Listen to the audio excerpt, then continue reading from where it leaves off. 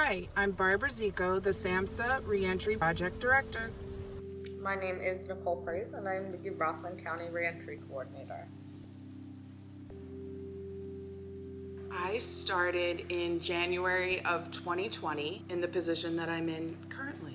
I worked for an agency that provided services within the New York State Department of Corrections and Community Supervision.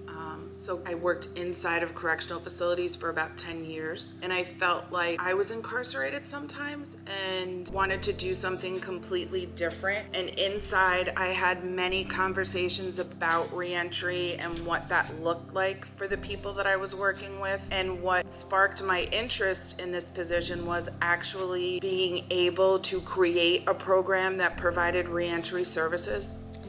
And I started at Bridges as a workforce development specialist in 2018, working with the same population but with a focus on education and employment. For me, I have a pretty diverse work history. So I spent time doing some human resources, a lot of which was with this population, getting them different jobs, really a whole breadth of different things, all while volunteering with this population and the population of individuals that suffer from substance use disorder. So upon graduating from college, I wanted to use my work experience and the experience I had working with this population to get people to work. So when I saw a position available, I saw the fit and jumped on it.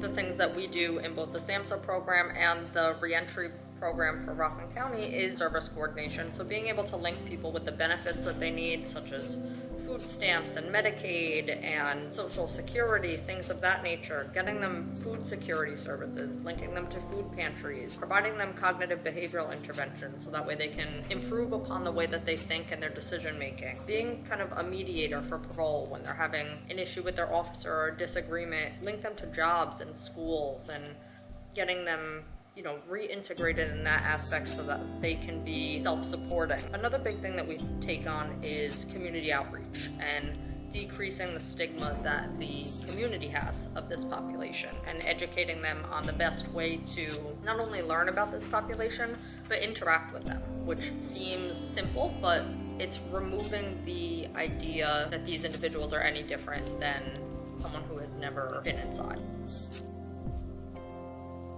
In the SAMHSA program, we do an assessment. So that assessment is done when they're released from their incarceration. So we look at that again 6 months later to be able to see the progression of what they've done in those 6 months. And it's unbelievable the changes that we see happen where housing is a big issue. Specifically here in Rockland, there is no shelter. So for people that are released with undomiciled, we're assisting them to get into housing. And then at the end of the 6 months, obviously the hope is that they're going to have secured permanent housing, a job. So seeing that progression after 6 months is the beauty, I think, of the program and the work that we're doing with them. In the task force program, there isn't a specific end date in sight, but when an individual first returns home, most of the time it starts pre-release in a perfect case scenario.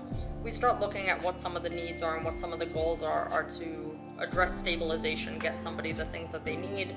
And as they come home, one of the first things that we do is create a service coordination plan, which lays out some of the first things that we need to do.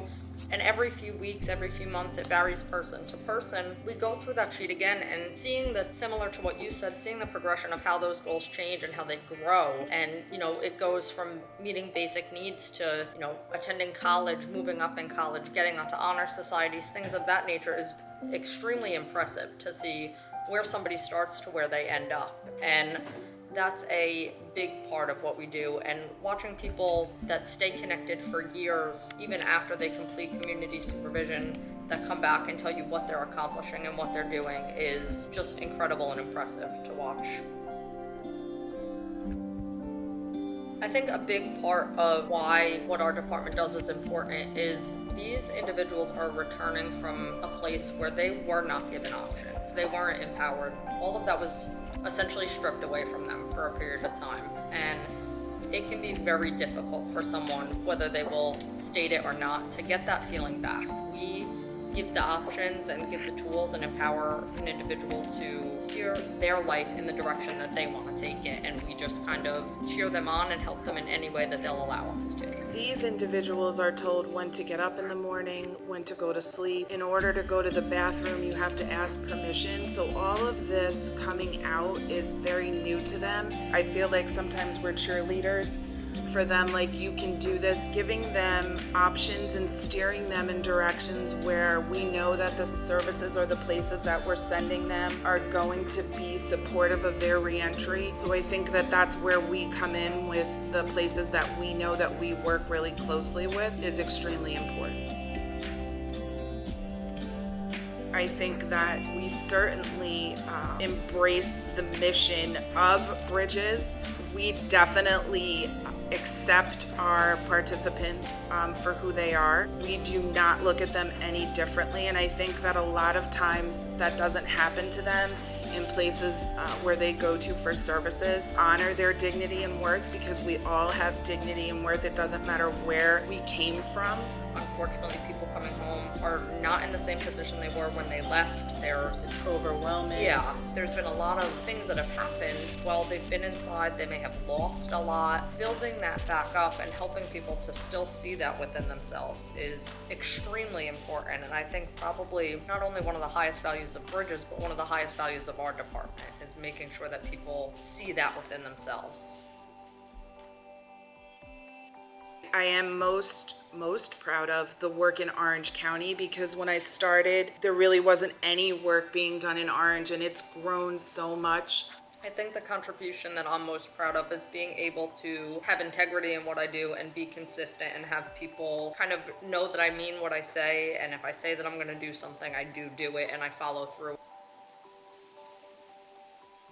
This population is near and dear to my heart, and I'm inspired by the conversations that I had when I worked inside of the 7 correctional facilities that I worked in, and how, quite honestly, reentry should start for them. The day they come into a correctional facility, they should be thinking about their reentry and what that's going to look like. And the good news for me is a lot of those people that kind of helped me find my way inside have been released, and that inspires me every day to know that, you know, there is light at the end of the tunnel. I'm inspired by my staff because they are doing such great work. I'm inspired every day when I hear on the phone talking to a participant or a correctional facility or a parole officer and advocating for their participants. These individuals in this program are amazing. That makes me want to do this every day. I would say for me, one of the things that I always see is anybody that belongs in this field normally doesn't find their way here by accident.